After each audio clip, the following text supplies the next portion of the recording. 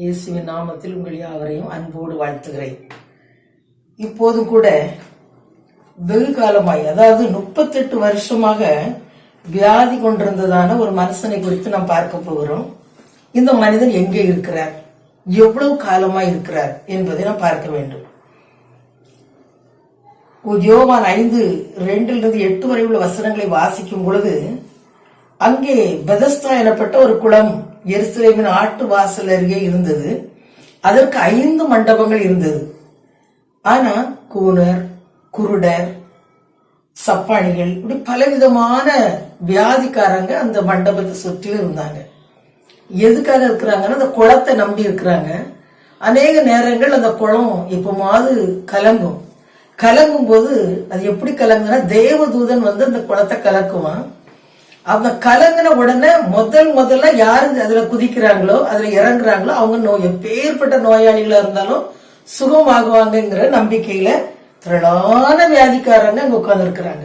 அந்த வகையில 38 வருஷமாக ஒரு மனுஷன் அந்த குளத்தை நம்பி கிடக்குறான். 1-2 ஆண்டுல 38 ஆண்டு காலமாக நம்பி இருக்கிறான். ஆனா அவனுக்கு நம்பிக்கை என்னன்னா, குளம் கலங்கிரும், தேவதூதன் வந்து கலக்கிடுவாரு, நம்மளை யாராவது கொண்டு அந்த குளத்துல விட்டுருவாங்க, நான் இப்ப குணமடைஞ்சிருவேன், என்னை குணமடைஞ்சிருவேன் அப்படின்னு அவன் மனசுக்குள்ள ஒரு பெரிய ஆசை கொண்டு இருக்கிறான். நான் நினைக்கிறேன் சில நாட்கள் அவங்க சொந்தக்காரங்க யாராவது வந்திருக்கலாம். ஒரு மாசம், 2 மாசம், 1 வருஷம், 2 வருஷம் வருவாங்க. இவனை பார்க்கும்போது 38 வருஷ காலமா இவனை பராமரிப்பதற்கு யாரும் முன் வரல. கொஞ்ச நாளா உதவி செய்திருப்பாங்க, சோர்ந்து அவங்க விலகிட்டாங்க. இப்ப அவன் உட்கார்ந்து இருக்கிறான், குளத்தையே நம்பி இருக்கிறான், யாராவது நம்மளை கொண்டு விடுவாங்கன்னு நினைச்சு இருக்கிறான். எத்தனை வருஷம்? 38 வருஷமா இருக்கிறான். ஆனா அந்த அப்படிப்பட்ட காலத்துல குளம் கலக்கும் போது, தேவதூதன் கலக்கும் போது இவனை கொண்டு விடுறதுக்கு அவனுக்கு யாருமே இல்லை. அப்ப இவன் ஒரு அனாதையா இருக்கிறான், உதவுவார் அற்ற ஒரு மகனாக இருக்கிறான். அப்படி இருக்கிற அவனை சங்கீதம் 33:13 பார்க்கிறோம். தேவன் தாம் இருக்கிற ஸ்தானத்திலிருந்து பூமியில் உள்ள எல்லா மனுபுத்திரரையும் பார்க்கிறாராம். அவர் பார்த்து, இப்படி ஒரு அனாதையாய், எந்த விதத்துல ஒரு நம்பிக்கை இல்லாத ஒரு மனுஷன் ஏக்கத்தோட 38 வருஷமா இருக்கிறானே, அவர் மனசுல அவனுக்கு ஒரு விடுதலை கொடுக்கணும். நம்பிக்கையற்று இருக்கிற அவனுக்கு, உதவிக்கு மனித உதவி இல்லாத அவனுக்கு, ஆதரவற்ற அவனுக்கு நாம் போய் விடுதலை கொடுக்கணும்னு சொல்லி அவரே அவன்கிட்ட வாரார்.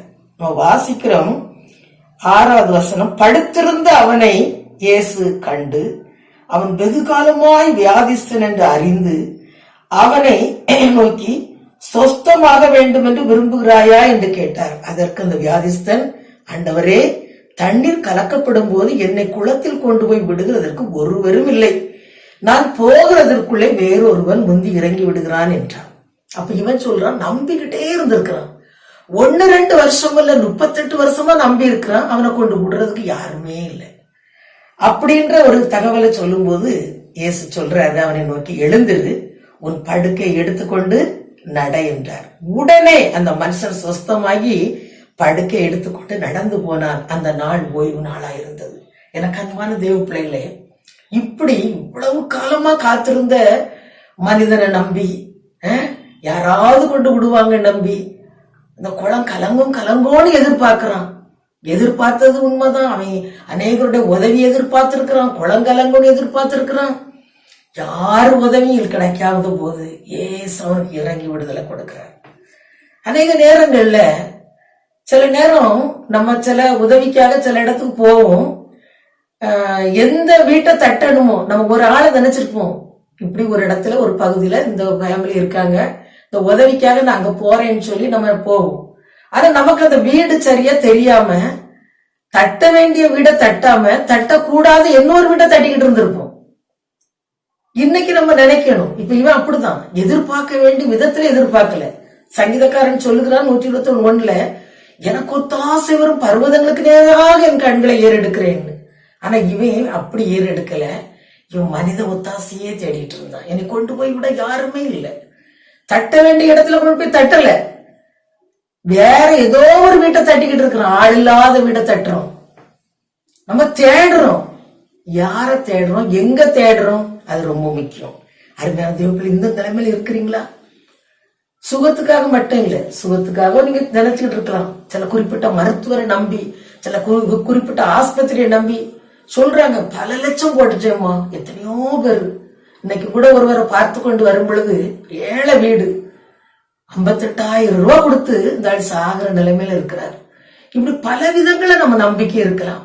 வேலை வாய்ப்புக்காக யார் யாரையோ நீங்க நம்பி, நான் உங்களுக்கு உதவி செய்யறேன், உங்களுக்கு வேலை வாங்கி தாரேன், இப்ப வந்துருவேன், இந்த மாசத்துல வந்துருவேன்னு சில மனுஷர்கள் நம்மளை ஏமாத்திக்கிட்டே போவாங்க. அப்படி சொல்லி சொல்லி 8 வருஷம் 10 வருஷம் 5 வருஷம் பல வருஷமா நீங்க ஏமாந்து இருக்கலாம் மனுஷ உதவிக்காக. இன்னைக்கு நீங்க பாருங்க, சங்கீதக்காரனை போல ஒத்தாசை நமக்கு அனுப்பக்கூடிய தேவனை நோக்கி பார்ப்போமா? இப்ப ஆண்டவரே நினைக்காத போது அவர் இறங்கி அவன்கிட்ட வந்துட்டாரு, அவனுக்கு உதவிட்டாரு. ஒரு வார்த்தை தான் சொல்றாரு, எழும்பி நட. உடனே எழும்பி நடந்துட்டான். கண்களை மூடி ஜெபம் பண்ணுவோம். நம்முடைய நம்பிக்கை ஆண்டவர் மேல வைப்போம். நம்ம எங்க தட்டுறோம்? தட்டக்கூடாத இடத்துல தட்டிக்கிட்டு இருக்கோமா? தேடக்கூடாத இடத்துல தேடிக்கிட்டு இருக்கோமா? கரெக்டான இடத்துல தேடுறோமா? இன்னைக்கு ஆண்டவரை நோக்கி பாருங்க. உதவியற்று இருக்கிற உங்களை தேடிதான் வந்திருக்கிறாரு. எந்த மனுஷனும் வரல, சொந்தக்காரங்க வரல, அறிமுகமானவங்க வரல, நண்பர்கள் வரல, இயேசு வந்திருக்கிறார். தேவ பிள்ளைகளை உங்களை விடுவிக்கும்படி, உங்களை தூக்கி நிறுத்தும்படி, நீங்க நினைக்கிறத கொடுக்கும்படி இயேசு வந்திருக்கிறார். கண்களை மூடி ஜெபம் பண்ணுவோமா? நம்ம நம்பிக்கை ஆண்டவர் பேர்ல வைப்போம்.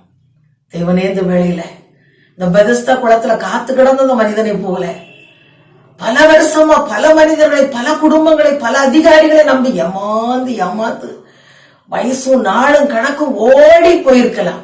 இந்த வேளையில தேவனே, உடைய பிள்ளைகள் உண்மை நோக்கி பார்க்கிறார்கள். அப்பா, இந்த வார்த்தை கேட்டுக்கொண்டு இருக்கும் பொழுதே அவருடைய பார்வை உன் பக்கமாய் திரும்பட்டும். ஆண்டவரே, சர்வ வல்லமுள்ள தேவன், எல்லாம் செய்யக்கூடிய தேவனுக்கு நேராக அவருடைய சிந்தையை, அவருடைய எண்ணங்களை, அவருடைய நம்பிக்கையை மாற்றட்டும்.